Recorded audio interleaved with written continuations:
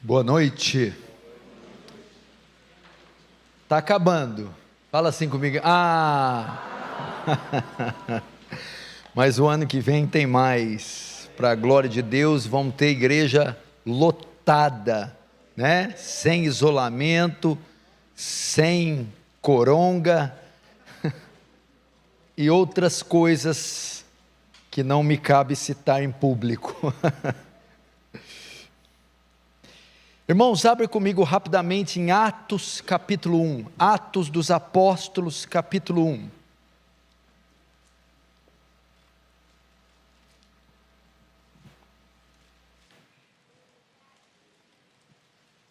Atos do Espírito Santo, capítulo 1, diz assim no verso 6, Atos 1, 6. Então os que estavam reunidos lhe perguntaram: Senhor, será este o tempo em que restaures o reino a Israel? Verso 7, respondeu-lhes: Não vos compete conhecer tempos ou épocas que o Pai reservou pela sua exclusiva autoridade, mas recebereis poder ao descer sobre vós o Espírito Santo. Semeeis minhas testemunhas tanto em Jerusalém, como em toda a Judéia e Samaria, até os confins da terra. Até aí, deixa aberto aí, não feche. Presta atenção aqui, irmãos. Deixa-me ver a hora, para que eu saiba. Ok. Presta atenção, irmãos. Desde que eu era criança, e muitos aqui, escatologia sempre foi um tema intrigante, empolgante, e sempre foi um tema alvo de muitas especulações. Os mais velhos vão lembrar aqui de muitos filmes e livros que se falava na década de 80, 70, 80, 90, sobre o arrebatamento, a segunda vinda de Jesus, a marca da besta. Eram assuntos que estavam tomando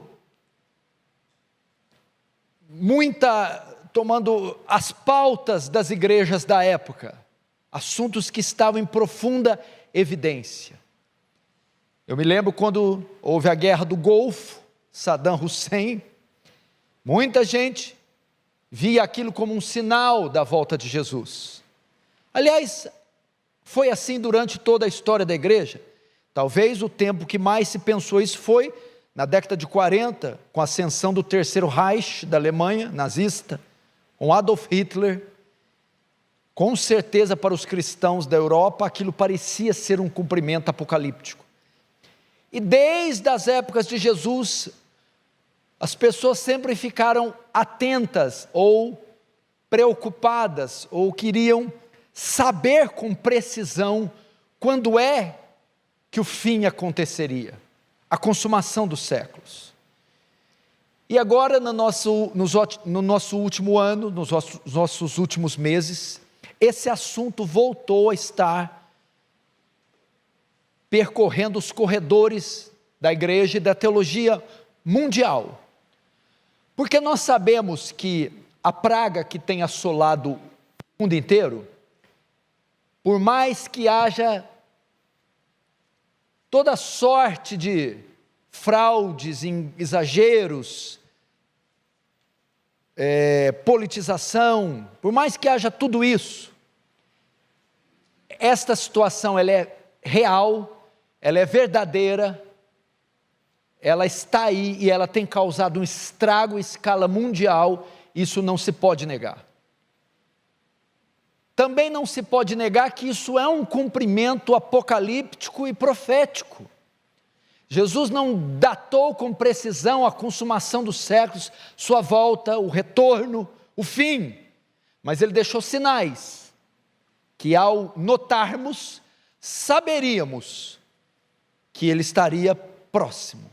E um dos sinais seria pestes, pestilências, epidemias. Então,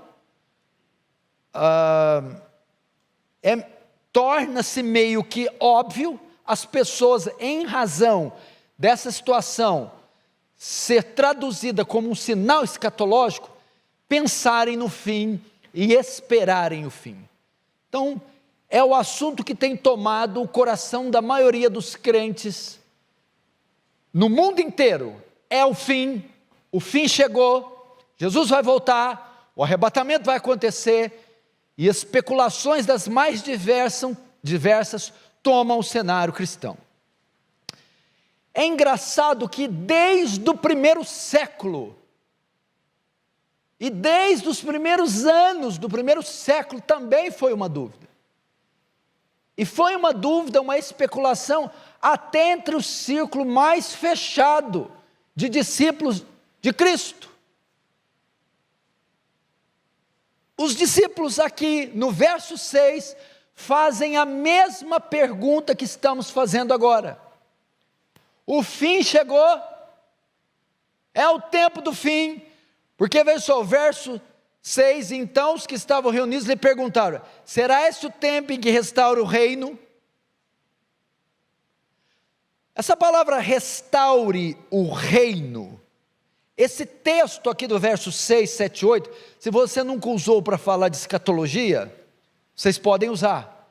Ele é um texto também escatológico.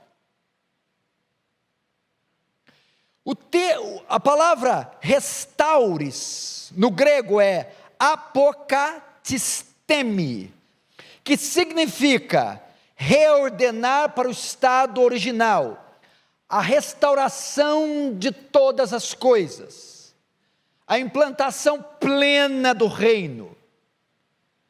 Era uma pergunta sobre a restauração do reino, da criação, do cosmos, porque era sabido que toda a terra iria se encher da glória de Deus, era sabido que todas as coisas iam estar debaixo do governo de Deus, e que Ele ia restaurar todas as coisas. Apokatistemi. Entretanto, esta restauração de todas as coisas, esse reordenar para o estado original, só poderia se dar no fim. É só no fim, é só na consumação dos séculos, é só na volta de Jesus que todo o reino será estabelecido e todo o universo será restaurado. Mas por quê? Afinal de contas, por que cargas d'água os discípulos fizeram essa pergunta? Porque eles entenderam que podia ser naquele momento, porque eles perguntam aqui, será este o tempo? Será agora o fim? Por qual razão? Por causa dos sinais, assim como nós. Pensamos que o fim chegou, porque os sinais estão aí. E qual sinal é? O verso 5. Porque João, na verdade, batizou com água, mas vós sereis batizados com o Espírito Santo, não depois desses dias. O batismo com o Espírito Santo era uma promessa do Antigo Testamento, feita no Antigo, para se cumprir no Novo. Mas qual a época que se cumpriria? Joel capítulo 2, 28 diz, e há de ser que nos últimos dias derramarei do meu espírito sobre toda a carne. Então era uma profecia que, segundo Joel, se cumpriria no fim dos tempos. Qual que seria? A efusão, o derramamento do Espírito Santo. Era para o Antigo Testamento uma evidência, um sinal do fim. E Jesus diz que naquele tempo, agora, não muito depois desses dias, na ascensão dele, vós recebereis o Espírito Santo. E Pedro, no Pentecostes, quando o Espírito Santo desce, ele vai reafirmar o que Jesus está dizendo e o que Joel profetizou. Estes homens, varões israelitas, estes homens não estão embriagados como vós pensais, mas isto é o cumprimento da promessa de Joel, que diz: e há de ser que nos últimos dias derramarei do meu Espírito. Então o Espírito foi derramado sobre toda a carne em Pentecostes. Para os discípulos aquilo era um sinal do fim. Por isso a pergunta parece ser legítima.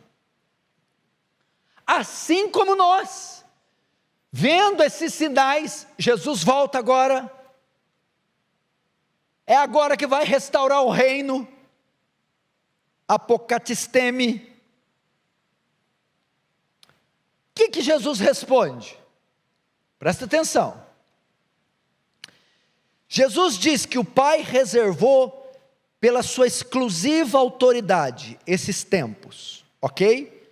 Jesus diz: quem decretou esse tempo do fim, quem decretou o dia exato da volta de Jesus, o dia exato do arrebatamento, o dia exato da ressurreição, quem decretou isso foi Deus.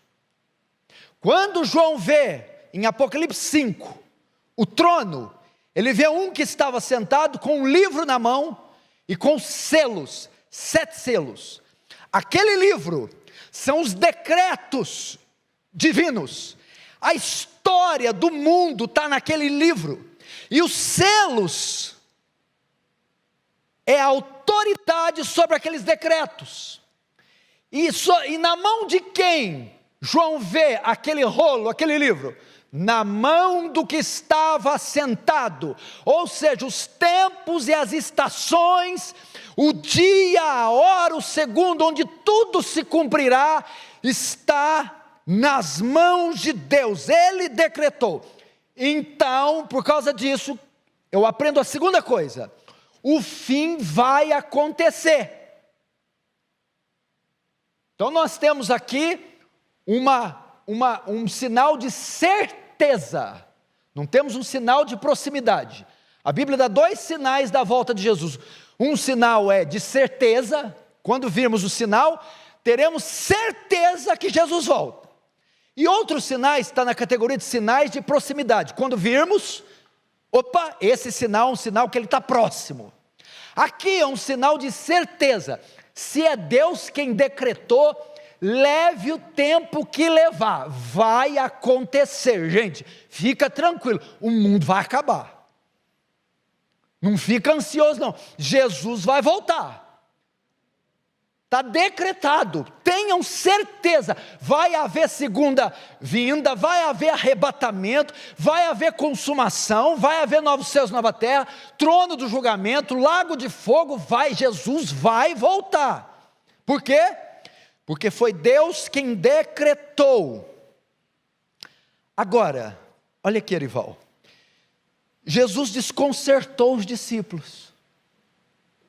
A pergunta deles era legítima. Ué, o senhor acabou de dizer que um sinal vai se cumprir agora em 20, 30 dias? E esse sinal é um sinal que só se cumpre no fim. Primeiro, quando se fala tempo do fim na Bíblia, últimos dias, talvez alguns não saibam, os últimos dias vão da primeira à segunda volta de Jesus. Então não estava errado a profecia de Joel, nem a confirmação de Pedro. De fato eram os últimos dias, mas eles vão da primeira à segunda. Então nós estamos vivendo os últimos dias. Agostinho viveu os últimos dias, Lutero viveu os últimos dias, Calvino, Zwingli viveu os últimos dias, Bullinger, Beza viveu os últimos dias, os pós-reformadores, os puritanos, Dr. Lloyd Jones, e nós estamos vendo os últimos dos últimos. Temos vantagem sobre eles, somos os últimos. Então nós estamos vivendo os últimos.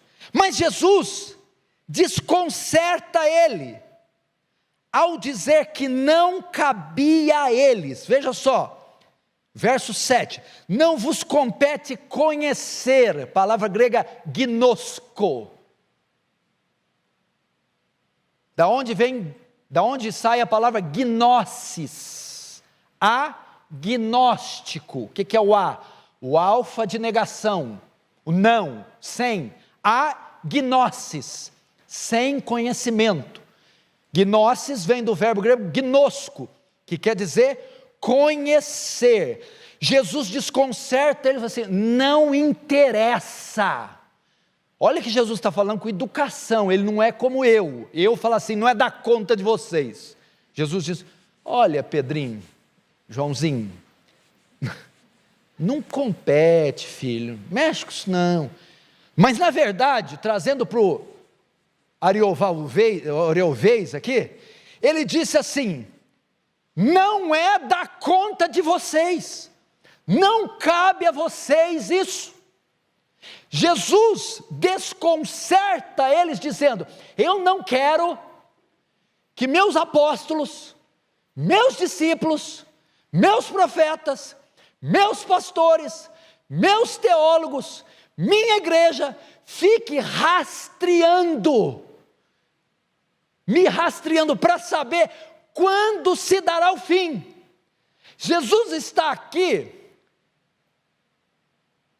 repreendendo aqueles que não fazem outra coisa senão especular a volta de Jesus, gastar seu tempo, seus esforços, sua mente, preocupado com a volta de Jesus, mesmo que haja sinais, porque a pergunta é legítima. O senhor acabou de dizer que vai vir o Espírito Santo, Joel disse que o Espírito Santo vem no fim, então é um sinal do fim, agora é o fim. Jesus disse, não interessa, não é da conta de vocês.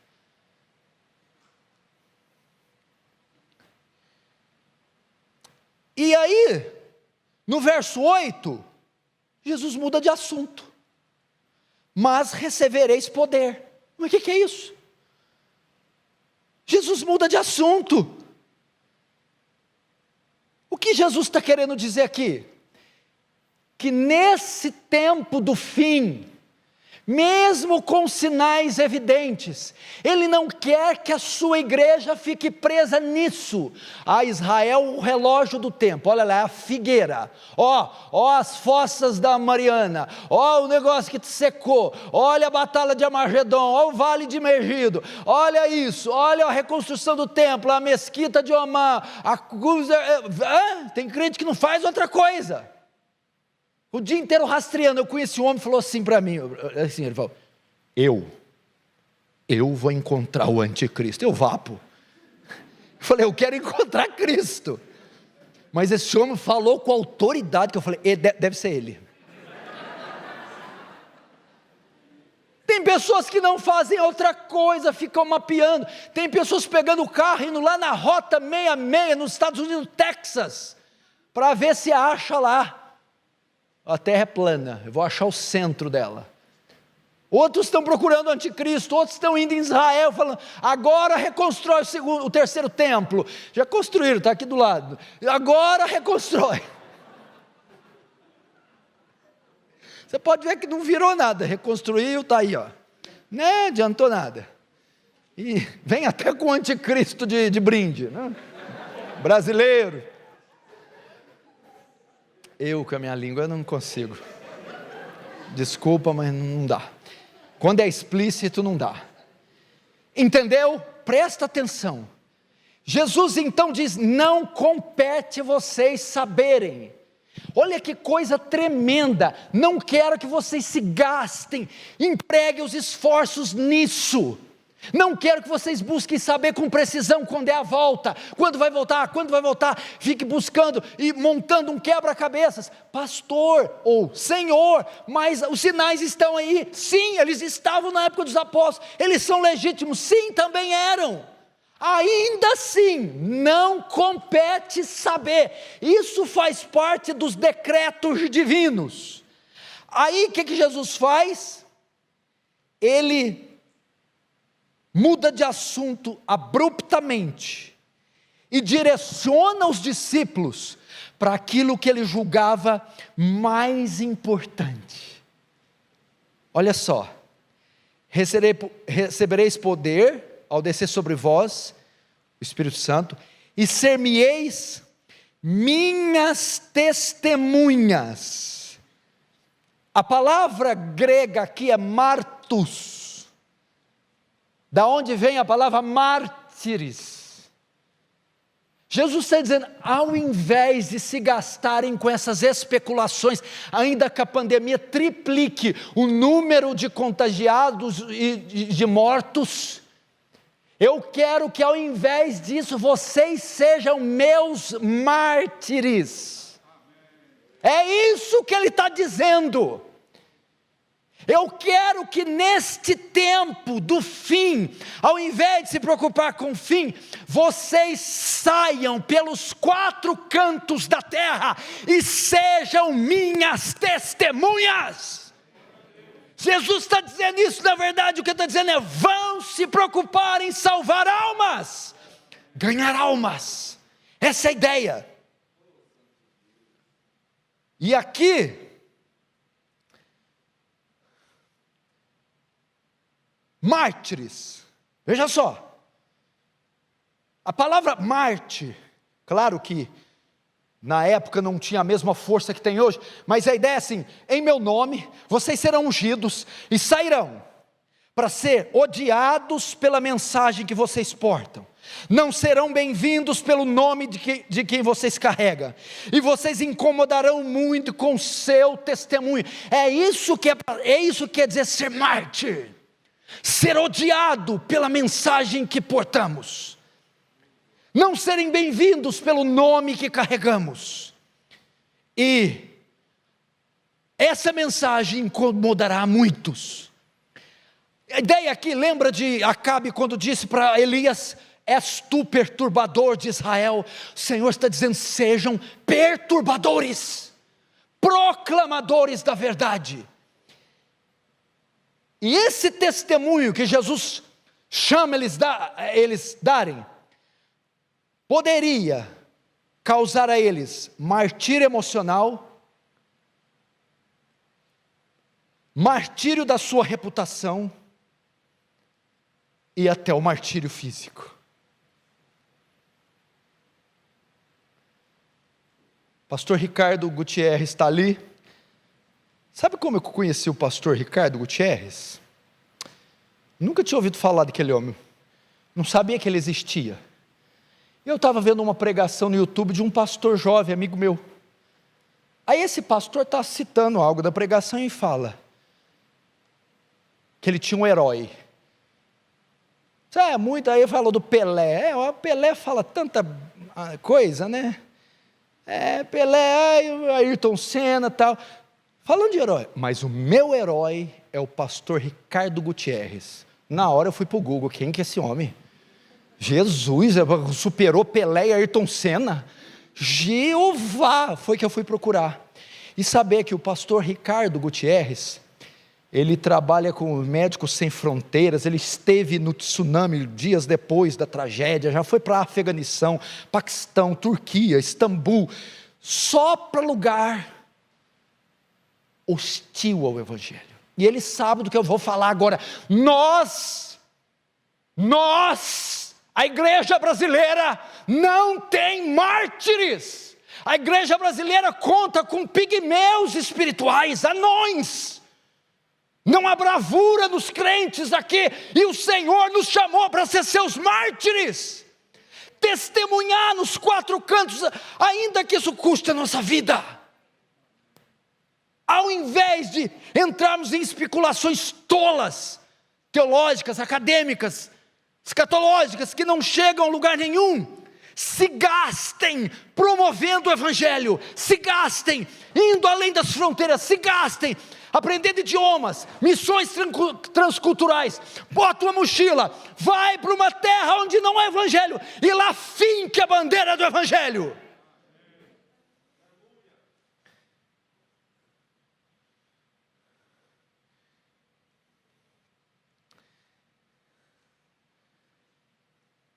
O que Jesus está dizendo com essas palavras? Não importa, presta atenção, não importa tanto se é o começo do fim ou se é o fim do fim. O que importa é que os servos de Deus devem ser o que sempre deveriam ser, até o fim, testemunhas fiéis do Evangelho.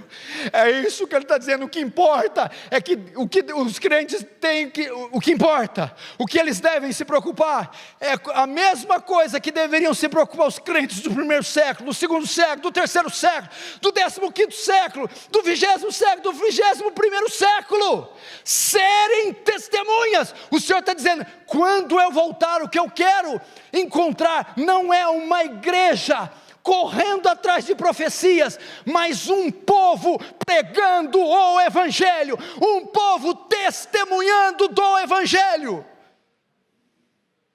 É isso. O que Ele quer é a difusão do reino, a expansão do reino, o crescimento do reino, seus mártires.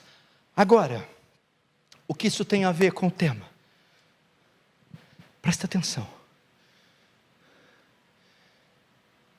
É que os apóstolos, os discípulos, não poderiam testemunhar, não poderiam ser mártires, não poderiam fazer missões, não poderiam plantar igrejas, não poderiam começar pequenos grupos, não poderiam pregar sermões, não poderiam evangelizar de casa em casa, não poderiam iniciar a obra, sem que, Mateus 24, ficai em Jerusalém, quietos, não façam nada, até que do alto sejais revestidos de poder. A palavra revestido dá a ideia de uma túnica que cobria do pescoço aos pés.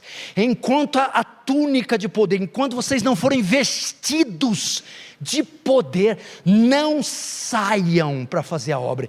E aqui no verso 1, ele diz que para serem mártires, primeiro, recebereis poder, a palavra grega dunamis, 130 vezes está escrito na Bíblia a palavra dunamis, e a maioria dela está onde? No livro de Atos, ou seja, cheios do Espírito Santo.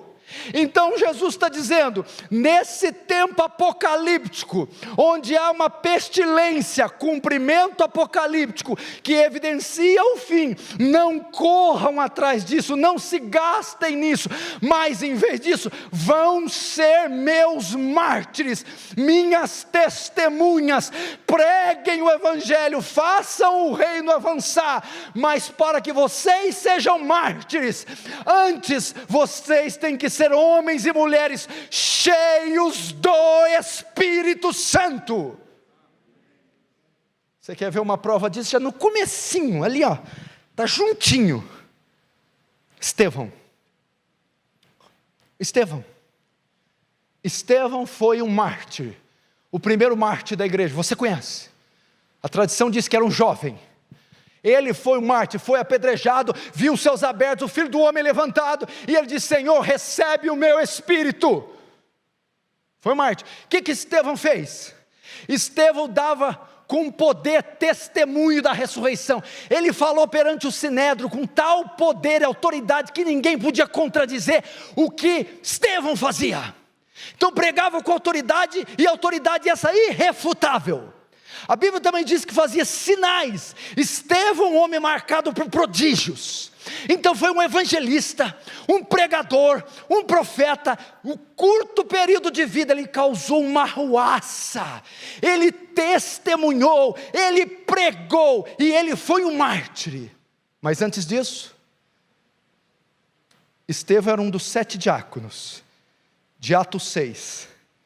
Pedro disse, eu quero que me chamem 7 homens, com boa reputação, sabedoria e cheios do Espírito Santo. Sabe o que é cheio do Espírito Santo? Pedro disse, eu quero alguém que tenha tido a experiência de Pentecostes. Então trouxeram Estevão. Por que Estevão foi capaz de testemunhar? De ser irrefutável na sua pregação, de fazer sinais e prodígios e de ser um mártir, porque lá em Atos 2 ele estava com os outros, ele foi cheio do Espírito Santo. Nós precisamos de homens assim.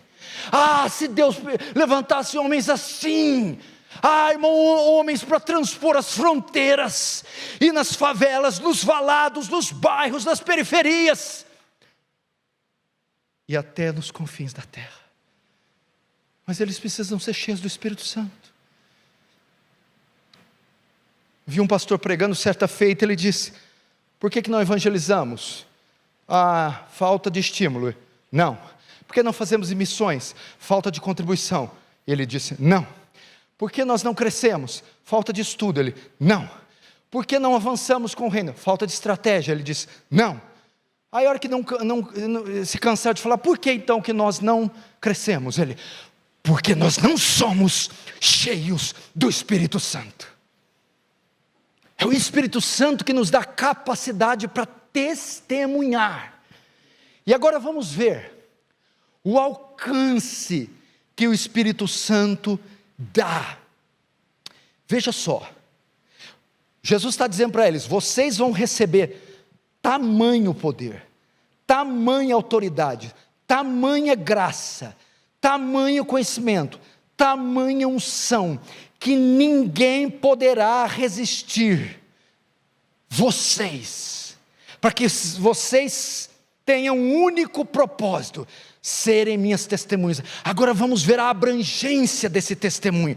O verso 8 diz: mas recebereis poder ao descer sobre vós o Espírito Santo, e sereis minhas testemunhas, tanto em Jerusalém, como em toda a Judéia, Samaria, até os confins da terra. Meu Deus do céu.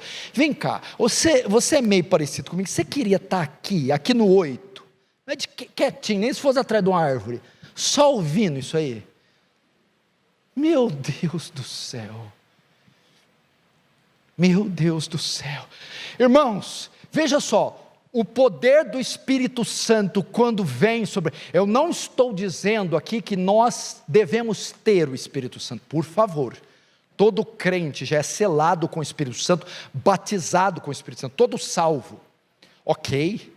Mas entretanto, nem sempre os crentes que têm o Espírito Santo estão cheios do Espírito Santo. O enchimento de Efésios 5,18, a virtude, o transbordar, muitas vezes nós podemos o quê? Arrefecer, esfriar, extinguir o Espírito, não o Espírito Salvador, a força do Espírito, o poder do Espírito pode ser extinguido. Agora, veja só o alcance que um homem, uma igreja, uma instituição religiosa pode ter cheia do Espírito Santo. Então vocês recebereis virtude, dunamis, da onde se origina também a palavra dinamite, explosão, poder, e ser-me-eis minhas testemunhas em Jerusalém. O evangelismo, ele é municipal.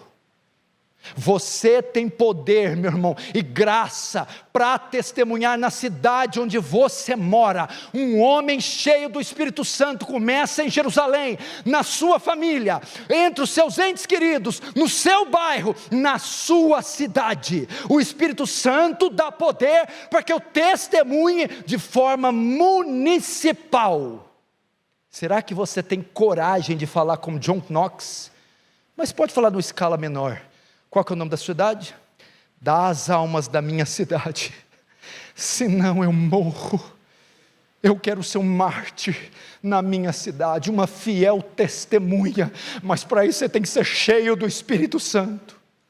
Segundo, Jerusalém e Judéia. O evangelismo não é só municipal, ele também é estadual. Ele passou além das fronteiras de Jerusalém, e foi em toda a província da Judéia. Quando Deus enche uma igreja, um homem, um pregador, meu irmão, a influência dele vai além do município, atinge todo um estado. Somos chamados para testemunhar além das nossas fronteiras. A quem enviarei? Quem há de ir por nós? E há de ser que todo aquele que ouvir o nome do Senhor será salvo. Invocar o nome do Senhor. Mas como invocarão aquele em que não creram? Como crerão naquele que não ouviram? E como ouvirão se não pregarem? E como pregarão se não saírem o poder do Espírito Santo dá tal audácia. Estuda a história de Oswald Smith, Dr. Billy Graham, Dwight Lyman Moody, Don Richardson, Hudson Taylor, Guilherme William Carey, David Brainerd, Jonathan Goforth, David Livingstone, Jesus de Nazaré, Charles Studd, homens que foram além das fronteiras. Mas o evangelismo não é só municipal, estadual, ele também nacional. Jerusalém, Judeia e Samaria.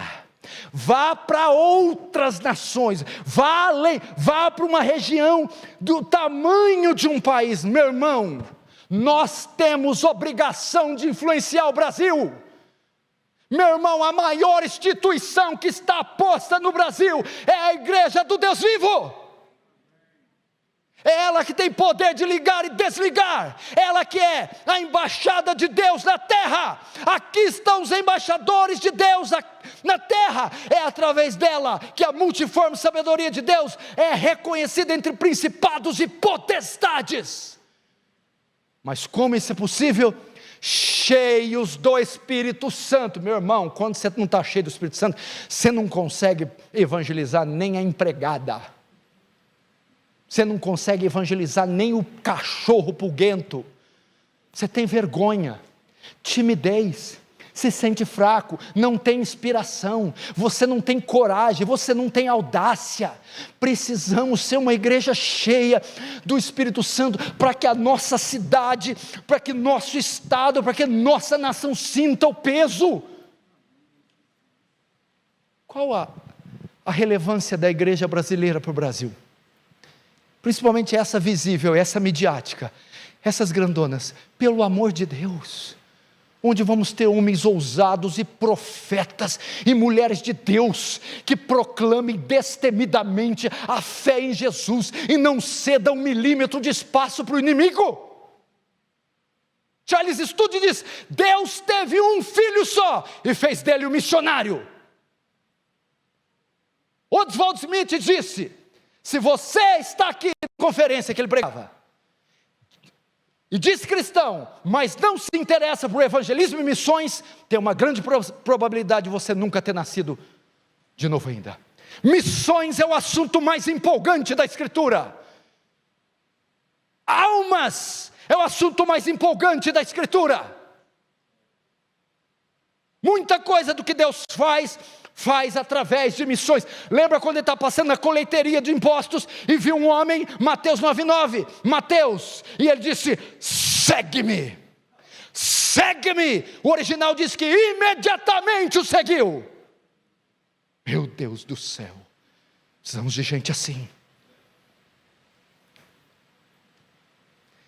Eu estava com uma viagem para o Paquistão,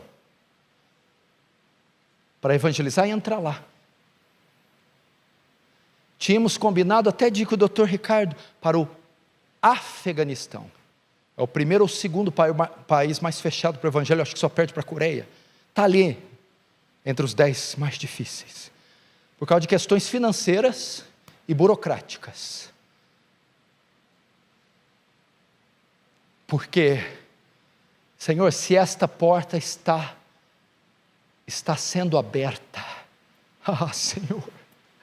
Senhor, eu posso ouvir do céu o Senhor dizendo, para o Afeganistão, Paquistão, Uzbequistão, Índia, Nepal, Papua Nova Guiné, Tibete, Deus dizendo: quem eu enviarei? Quem há de ir por mim? Não há recrutas, não há mulheres, não há homens ousados suficientes para serem mártires. Vá lá, meu irmão, e do outro lado da eternidade eu te encontro.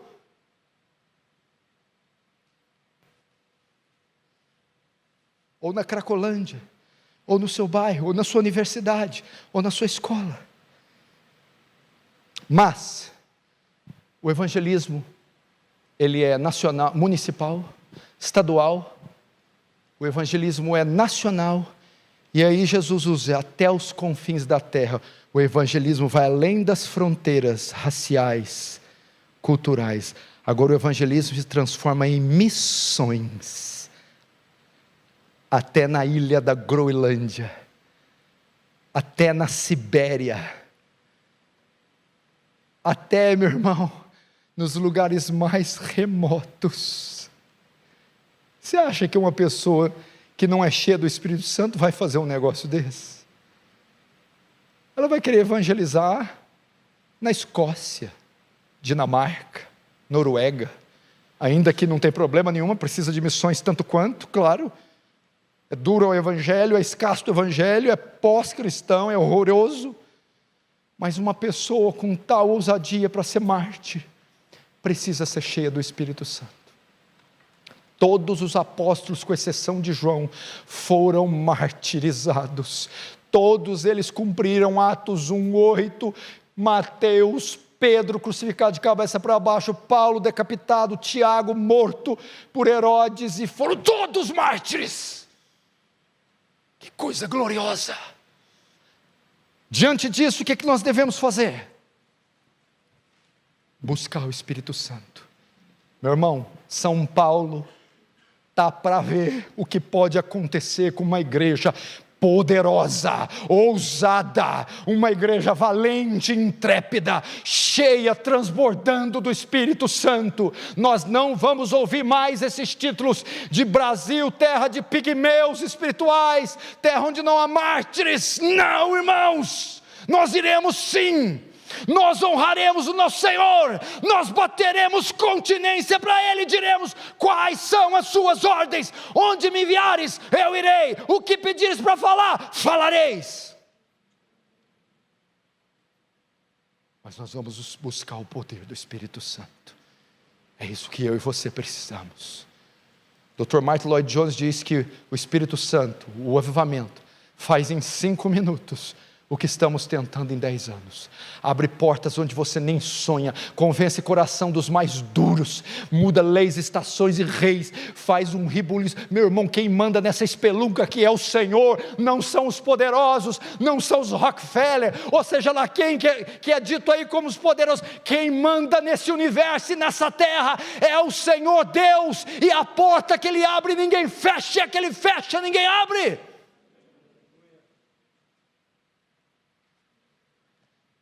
Quem quer ser mártir do Senhor, fecha os olhos e ora comigo agora. Vamos orar.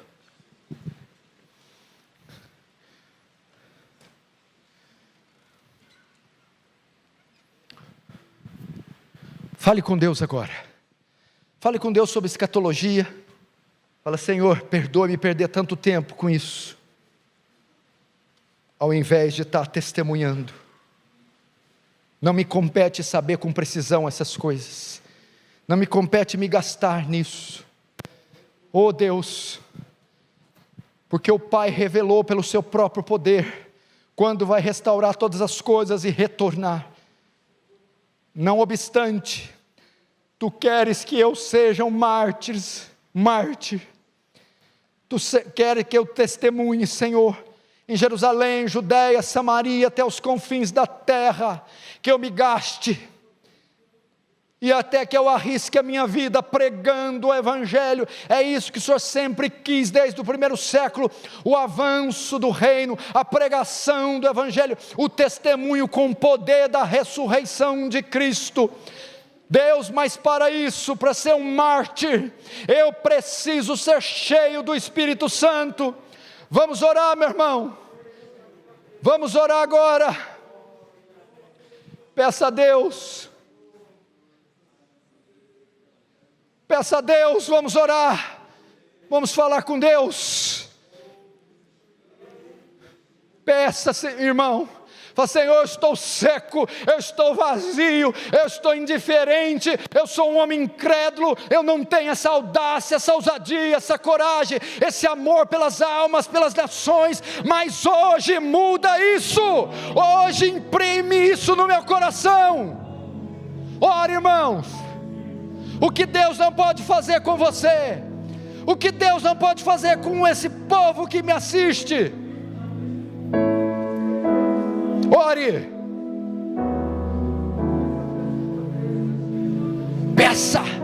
peça com ousadia, chegue com ousadia ante o trono da graça, chegue.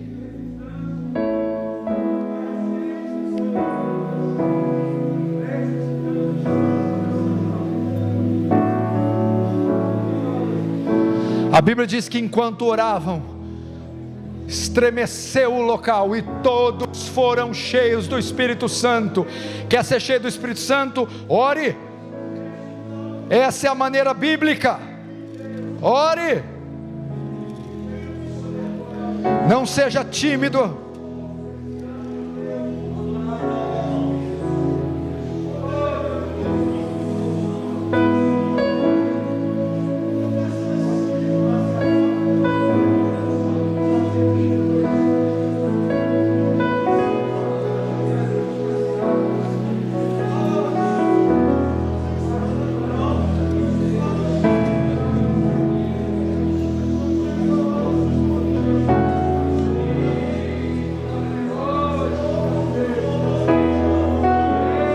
Vem, Senhor, olha para esse local, Senhor.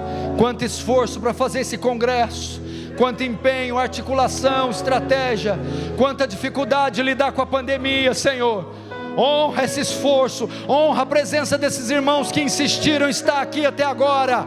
Oh Deus, tem mulheres aqui que querem ser mártires, tem homens aqui que querem dizer sim ao chamado, tem pessoas aqui, Deus, que amam missões, que amam os povos, que amam nações, mas se sentem fracos, se sentem desencorajados, estão secos. Enche esses homens, enche essas mulheres, oh Deus, visita eles, revigora eles, Deus. Oh Deus, lembra-te do teu povo. É uma promessa o enchimento, é uma promessa. Ore, meu irmão, ore com ousadia.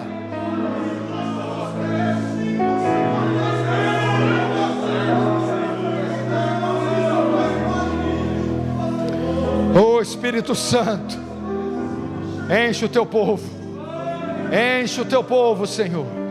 Não nos deixe ir para a batalha, Senhor, desarmados. Não nos deixe ir para a batalha, Deus, com anemia espiritual. Dá-nos os recursos, dá-nos os dons, a força, a fé necessária. Ore, meu irmão, continue. Quanto mais vasilhas, mais azeite. Foi o que Eliseu disse para a mulher: traga vasilhas e não poucas. Quanto mais oração, mais azeite. Quanto mais busca, mais o poder do Espírito Santo. Quanto mais fome, mais enchimento. Oh Deus, lembra-te de nós, Senhor. Lembra-te de nós. Lembra-te de nós, Senhor.